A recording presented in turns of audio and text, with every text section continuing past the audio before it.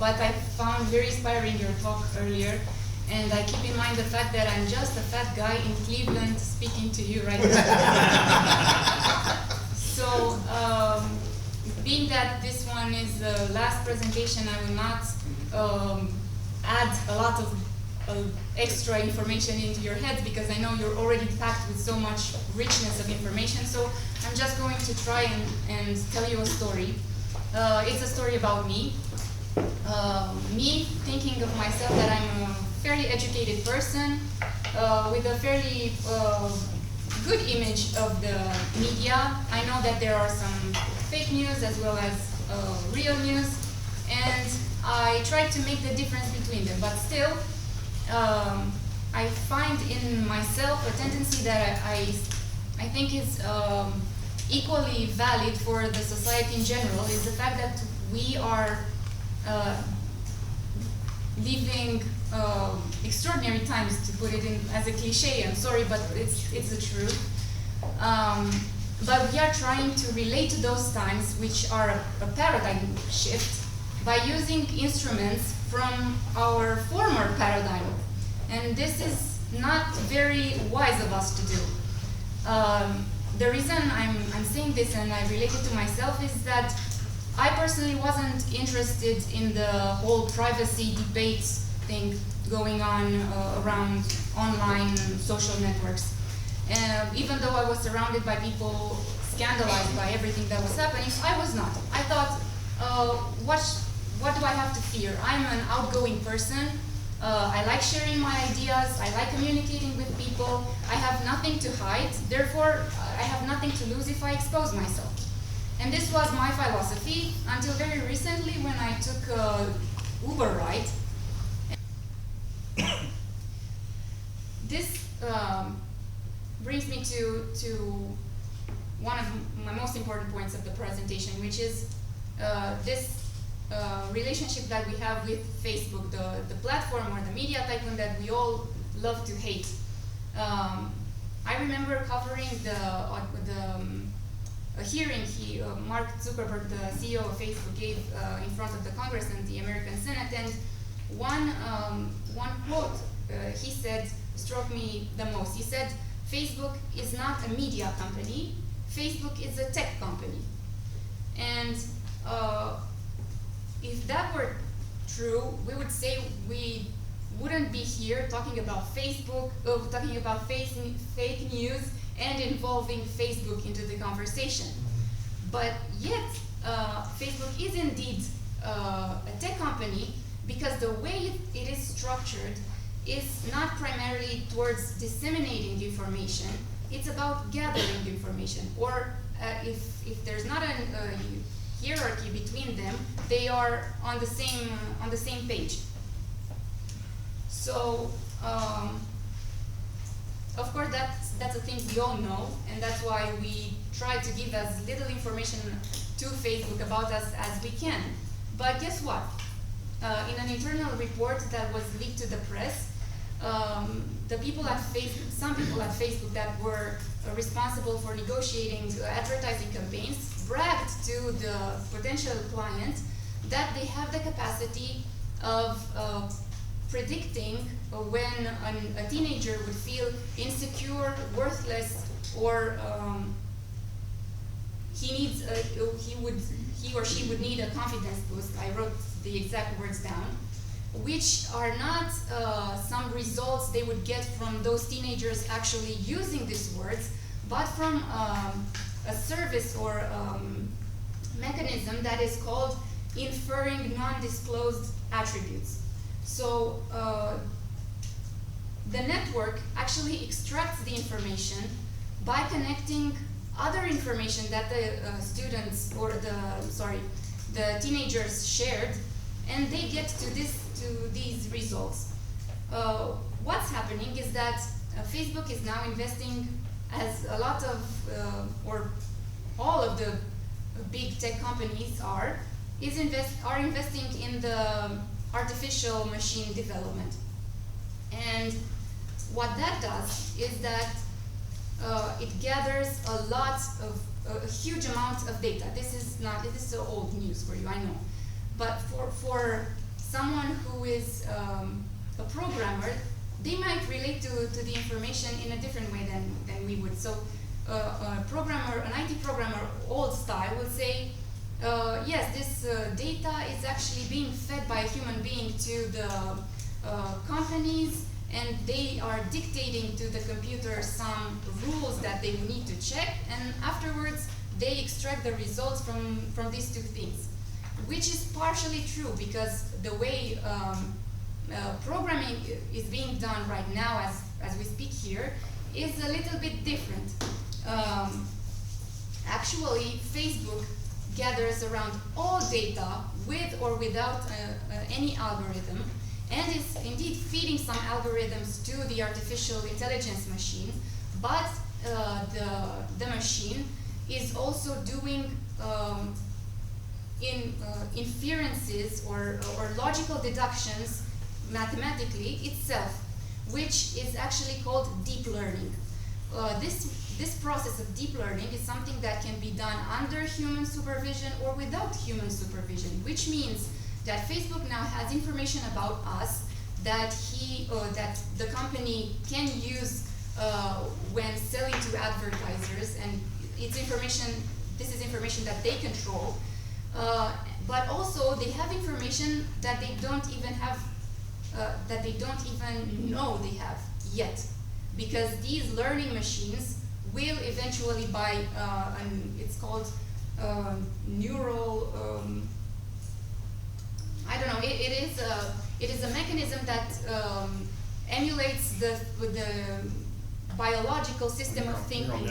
Neural networks. Yeah. So they even if this sounds as something belonging to science fiction or Black Mirror, field, it's actually happening right now. So the artificial machines are able to think without human supervision, and who knows what conclusions they will get. But what does this have to do with journalism, though? Well, the information that Facebook and other big tech companies draw out of our use of their products is not only used for commercial purposes. As we all know, political aspects as well as social aspects can become a piece of product that can be sold. And this is why the effects of Facebook and other big tech companies can interfere with our mission. As the speakers previously said, and I admire them for doing that, yes, journalism has a lot to do and to improve about its own standing, and that's really not an inspiring, but an optimistic and something that feeds the optimism in us, because we have solutions. But the problem is deeper than that. So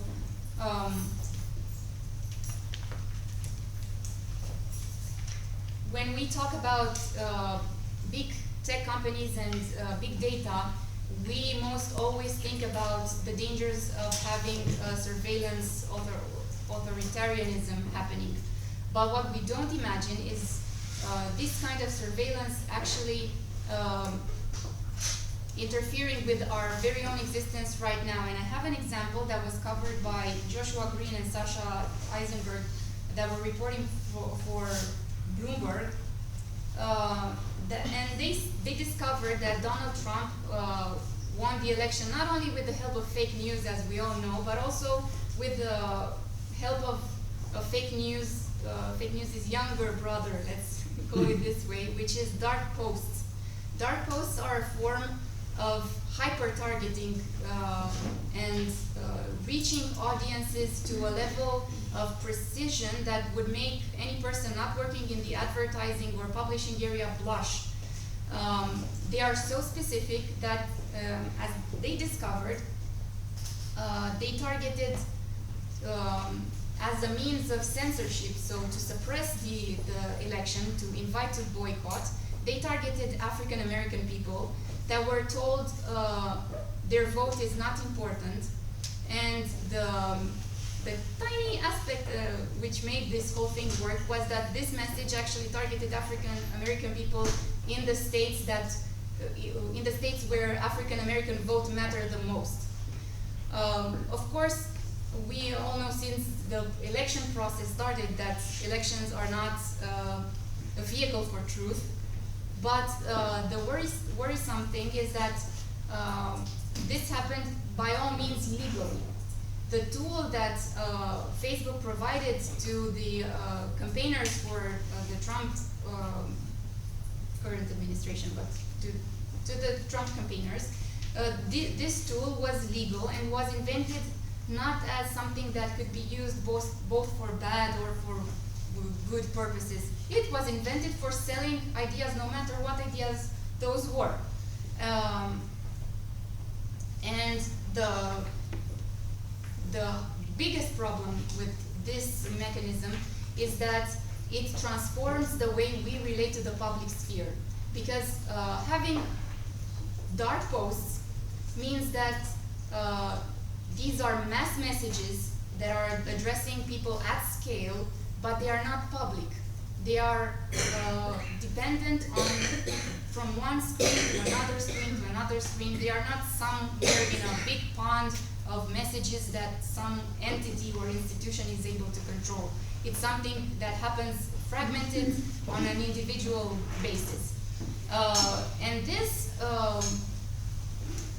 impacted or would have impacted the opponent, the Clinton's campaigners, because even if they would have been aware of this process happening on the other side, they wouldn't have been able to counter the messages because they didn't know where they were, what they were, and who they were targeting.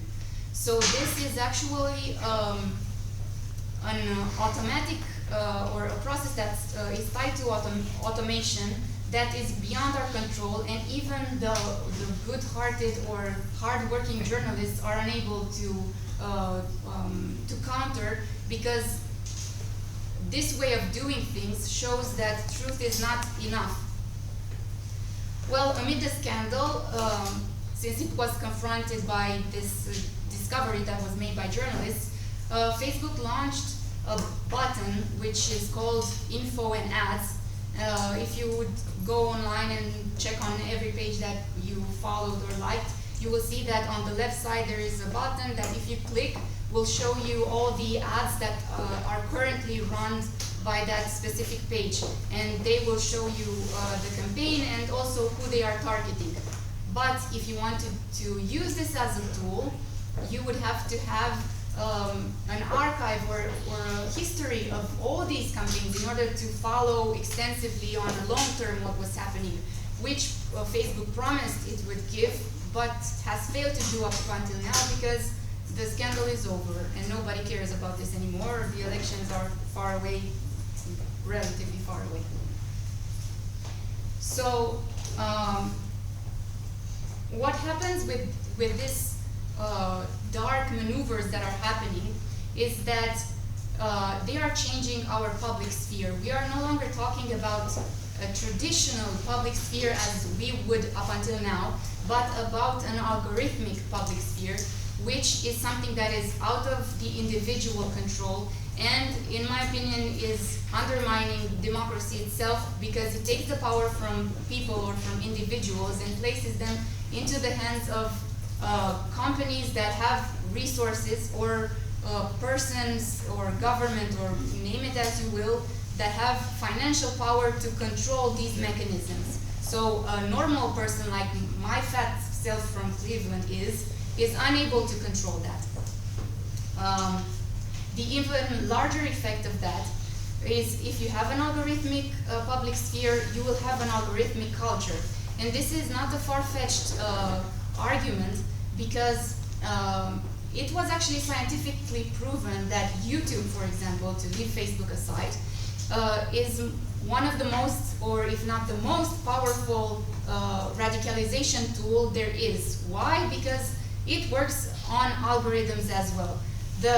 As YouTube and, well, actually Google, because Google owns YouTube, and Facebook have found out what drives engagement or what makes people